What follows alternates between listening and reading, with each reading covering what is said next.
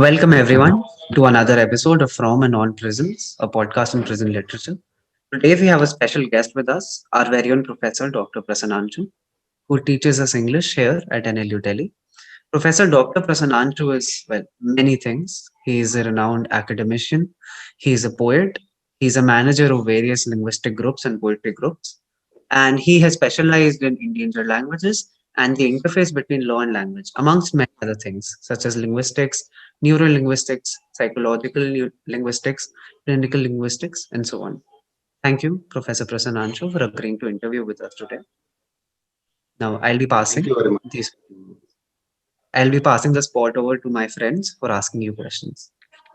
Uh, all right, sir. I'd like to take this opportunity, first of all, to thank you for joining us here today and gracing us with what I'm sure will be a very thought-provoking and insightful interview.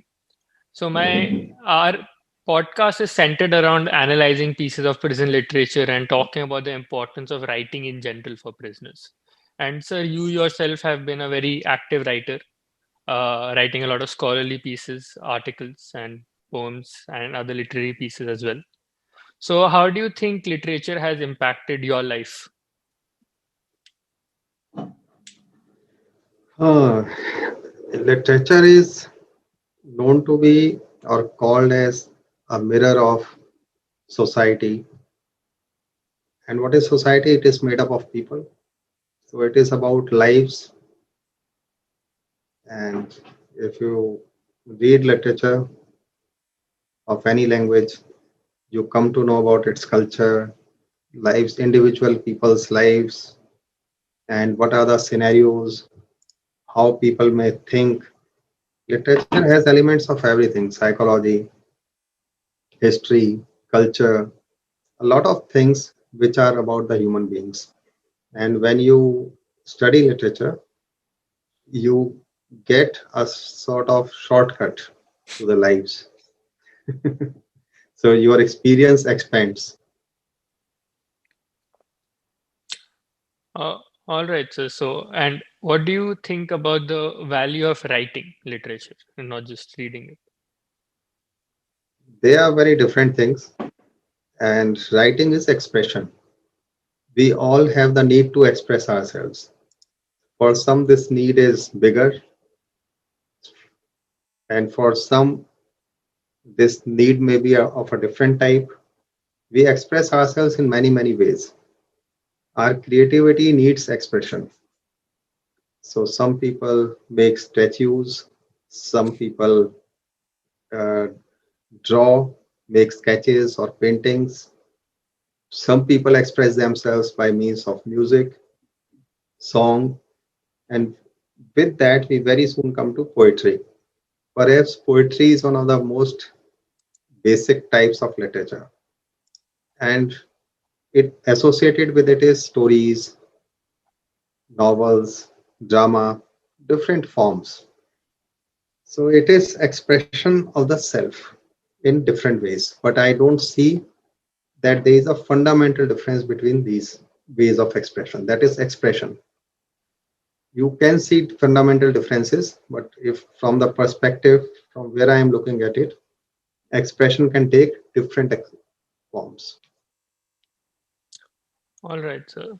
Actually, talking about poetry for our podcast on prison literature, I ended up writing a poem because I was very moved after reading the stories of so many prisoners, and I felt the need to express that you talked about. So I'd like to, it's a short poem. I'd like to read it out for you and maybe hear your thoughts on that. May I start, sir? Please, please. I sit alone in an empty cell, and the prison walls stare at me, reminding me of the crimes I did, and no amount of remorse seems to set me free. Inside this cell, surrounded by walls of stone and bars of steel, I create another cell inside my head where fettered lie my dreams. Once inside, for the outside, a prisoner is all I'll ever be. So whether inside or outside, in my cell or in my head, a prisoner is all I'll ever be. So that's the poem, sir. It's called Prisoner. And I was really motivated by our talks in class and your constant encouragement for students to write and express themselves. And I'd really like to hear your views on this. Good. Thank you. Yeah, that is true. And if you read Gandhiji's How I Saved a Client, that is something about this. You can send someone to prison, but saving someone is a different thing. Uh, I see some connection there. Likewise, in Tolstoy's God sees the truth but waits, a similar situation can be encountered. So you have depicted it beautifully. Thank you, sir. Wonderful. So thank you for sharing your insight about the importance of expression and the importance that the cathartic value of writing and need for expression as such. So, sir, since our podcast specifically deals with prison literature, we wanted to know, in your opinion, how can writing benefit prisoners specifically, and especially considering that many of them aren't professional writers or haven't had any sort of training in writing? I think writing does not need training, excepting for knowing how to write. But these days, you don't even need that training. You can just record what you want to say. It is like the training you require in speaking. We hardly need any training in speaking. We are able to speak. This is inbuilt. Parents don't speak with us in normal language usually when we are small, when we are learning to speak. They use motherese. There is a term for that, a very strange type of language, and still we end up learning. And in a very, very short while, if I want to teach someone a language, it may take 10 years, 20 years, but when a child is learning, it takes only a few months to learn the language. And by the age of 5, they are wonderful speakers. Likewise, for writing, language is an expression which is inherent in us. And I same thing I think about writing or creating. It is not writing. Writing is a misnomer. Creating, being creative, and giving expression to that. I don't think you need too much of a training. You must have seen in my class that so much creativity is going on all around, like including this, what you are doing now. Did I give much of a training? No. I just said these are the possibilities. And you can come to me if you need any help. You would see that people are producing dramas, movies, I don't know, a lot of things. Stories also, they have been producing. So expression is inherent to us, and especially when we are not deadened in our feelings and mind. If you are given an opportunity, it will come out automatically. That same thing applies for writing.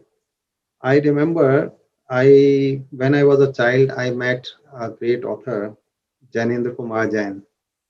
And if I remember it well, he told me, I think I was 10 or 15-year-old when I met him, between 10 and 15.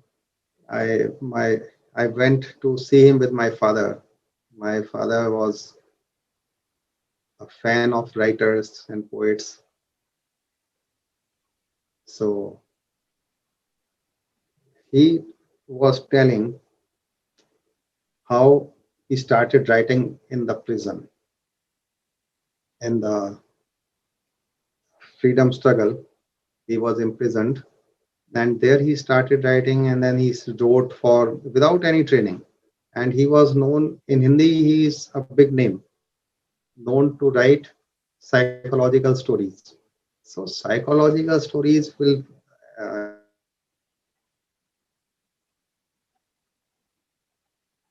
training in a couple of things, but where he started as a layperson, as an uninitiated person in a very unlikely place. So this is possible, and that is all I feel about poetry or any sort of expression. Don't curb it. As a teacher Professionally, I am a teacher, but I don't think that I teach. What I do is I let people explore themselves, explore their creativity, explore their hunger and thirst for knowledge. I don't come in their way. This is my claim to fame, which is nothing, of course, because I am not doing anything. I am just not coming in their way. Yeah. Thank you. Thank you, sir. Um, so Welcome. the next thing that I just want to ask was, so throughout this podcast, through many episodes, we have tried to identify themes that are always recurring in prison literature, and we find that invariably, whether that's fiction or non-fiction, they involve kind of the same themes, themes like loneliness and isolation, abuse of power, brutality, resistance to this abuse, and things like that. These distinct themes that are woven through prison literature often prompt scholars to consider prison literature as a separate genre in itself. So, I would want to ask, would you think that prison literature deserves this classification, or would you classify it as a separate genre in itself? From what I have been saying, the line I have been taking in this talk, I think you can predict. I won't call it as, I won't go into the dispute or issue of genres. To me, it is one, expressing yourself. Therefore, when you are studying it, you may classify it. Yeah, this is a different type of thing. There is poetry, there are plays, there are stories, there are novels. Within all these, I can certainly create. If I have to create a course for literature, I can do that. I will say, I will take a uh, uh, transaction of all these existing genres, and I would say I can skim out the things written about prison, the circumstances there, and within that there can be more genres if you want. If I want to use the same terminology, that can be about justice, about injustice, about remorse, about divine law, about you know torture. It can be about psychological phenomena. There can be so many things. So it can have use if you want to divide it, if you want to see it as a different entity, category, genre. I have no problems. But it also has use if we don't classify it. These are different perspectives. Thank you, sir. Sir, while we were researching for our podcast, we ended up reading a lot of prison pieces. In fact, Pulkit was so inspired that he wrote his own poetry. And we also watched some movies. You might have heard of the Shawshank Redemption. It's a very famous prison movie. Won the Oscars as well, I think. And some local movies as well, some Malayalam movies, and Mhm. some very famous TV shows like there's Brooklyn Nine-Nine, Orange is the New Black, and so on. So I just wanted to ask Mhm. you, have you read any prison literature and or do you think you've consumed any media which revolves around prison? And if so, what would you recommend? What were your favorites? I already mentioned one, like God Sees the Truth. Hmm. It is about incarceration of a person wrongly indicted, implicated in crime. So there was a whole spiritual transformation in that person. Um, there are a lot of things, Hmm. Okay, so if we and and a lot of biographies, autobiographies like Gandhiji's and Nehru's autobiography. They can be diverted to your to your genre of prison literature. So prison literature has everything. It has poetry, it has literature, it has autobiographies. Because prison is a very dramatic thing. It is it is something like very violent. It is pure violence, but violence without blood, but no less violent than uh, that you can commit with weapons. And it's a psychological violence, it is a physical violence also. And hence, what can be the reaction to violence? You are disarmed in prison. Counter violence is also not a possibility there. The only possibility for saving you is creativity and giving an expression to that. Some people are lucky to even get paper and pencil. And a lot of creativity has been unleashed. We have basic, some sort of basic energy within us. You can divert it to many different things. One is creative, the other is destructive. The destructive form is violence, and the creative form is you can invent penicillin in the prison, you can invent toothbrush in the prison, you can write autobiographies, you can write history, you can think of many more things. And in the concentration camps, a lot of people were imprisoned, and some of them were able to express themselves. And prisons can be of several types, like the autobiography of Anne Frank, you must have seen. Strictly speaking, technically, it was not a prison diary, but it was it was almost a prison, practically a self-imprisonment, which means prison diary.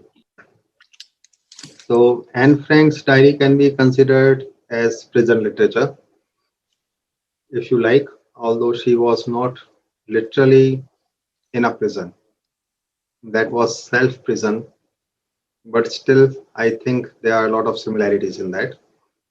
I was gifted with a book in Maithili recently. The title of the book is Jahalak Diary, which in Maithili means jail diary, prison diary. It was written by Professor UN Singh, and I don't think he has been to prison ever. Uh, I am not even indicating or can think of it, but yes, he was talking of uh, prisons of the mind. Like you also mentioned in your poem, there are two types of prisons. When you are in the prison, there is a prison within the prison. And this prison is not necessarily when you are in the prison. You can be in a prison outside of the prison also, and without four walls. So this literature is very vast, and it is a field of expression. As I mentioned, that it is a response to aggression, a response to violence. Uh, all right. So you bring me to a very interesting point, actually. From your talk on Anne Frank and how prison literature is more or less just response to violence in creative ways. It brings me to a rather interesting point which just popped into my mind. So it's rumored that Anne Frank's diary was actually censored by her father before it was published. And he removed a lot of details and a lot of themes which he didn't think suited the diary of a teenager. And in prison, we have an analogous situation where everything you write in prison is censored by the superintendent before it's allowed to reach anyone on the outside.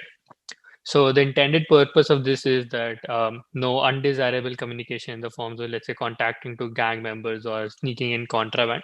But a lot of times this is misused when, let's say, prisoners are writing about the jail administration or how they were brutalized or how they're mistreated, and this also gets blacked out because, of course, the superintendent wouldn't want the outside world to know about this. So, what do you feel can be done on a policy level, on a personal level, or in any manner to ensure that prisoners have this right to write in the truest sense, as you also said that one struggles to come across pieces of paper and a pencil or a pen to even write in prisons, and there are strict rules as to whom one can write and not to the world in general. So, and in prisons, actually, a lot of times writing is described as a privilege, which can be taken away by the superintendent if he so wills it. It's not a right, as we sometimes think of it to be, for us at least, who are not in prisons. So, what are your views on that? Yes, it's good that you have identified the problem and you have also given the solution or the situation. See, there are genuine fears, and the fear is that communication is power, and power in the hands of the wrong person can be dangerous. The ideal scenario is, or the concept is, that people dangerous for the society are kept away from the society. And there are several reasons. They individually are dangerous, and collectively they are dangerous. And collectively they are more dangerous.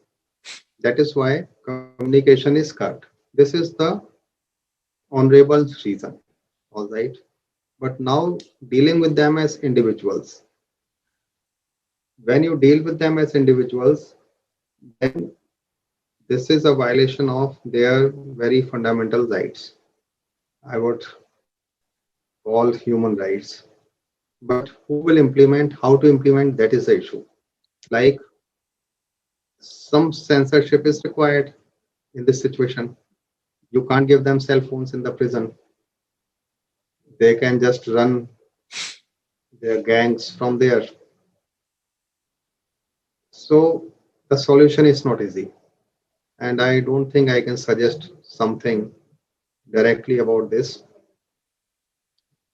excepting for self-regulation. The superintendents or the persons responsible should be more exposed to human rights, to the concept of prisoner rights, to the concept of individuality.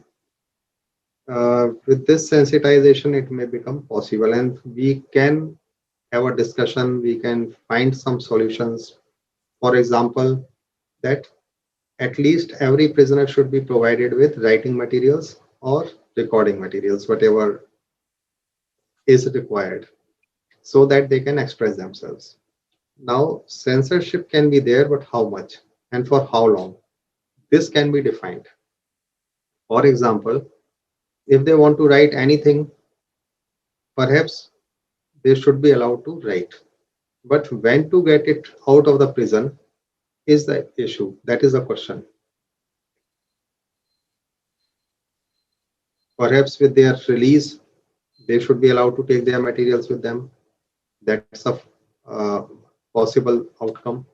All right, so thank you for that answer. It's almost as if you were present with us all the time while we were writing the scripts for our episodes, as you very succinctly, beautifully, and possibly in a better manner than we were able to have put across all the points that we made in our episodes of how writing is an escape from violence, how it is a response to power being misused, and how communication in itself is a form of power, as it allows prisoners to surveil on the prison instead of the prison surveilling on the prisoners, and thus this apparatus of surveillance is sort of reversed if prisoners are given a free uh, right to write.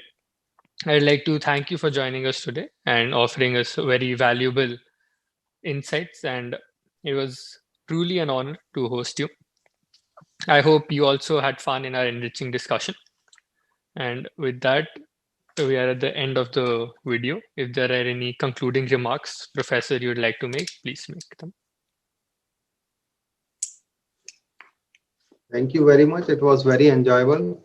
And I think perhaps you can even have a part two on prison literature. It was, it is so vast. It has so many dimensions, or anything else. I would always be happy. Thank Uh, you.